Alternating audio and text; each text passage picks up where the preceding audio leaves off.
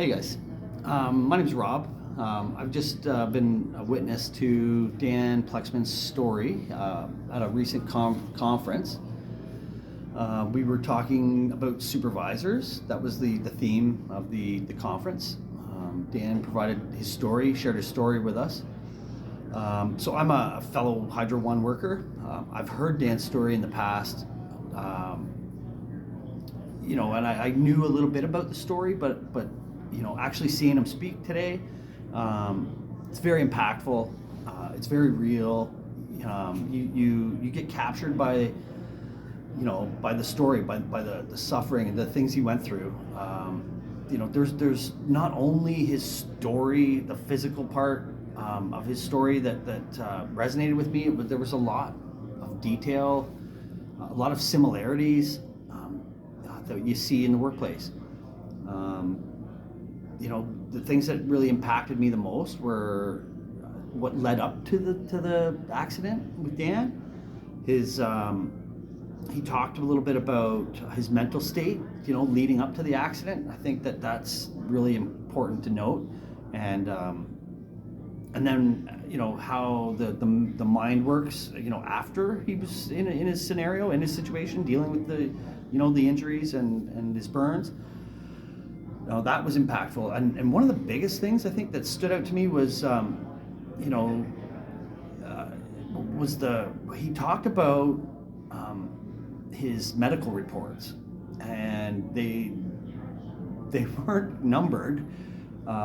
It was actually weighed. That hit me hard when he said that they couldn't count the pages. They had to weigh the package, and it weighed 27 pounds, I think he said, and that really hit me.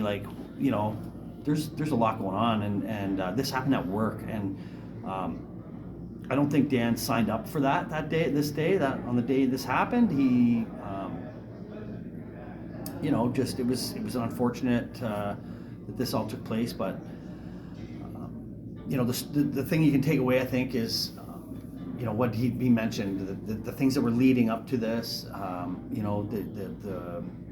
the crew dynamic, the supervisory participation wasn't there. There's a lot of things there that went wrong that day, I think, and that's what I took away.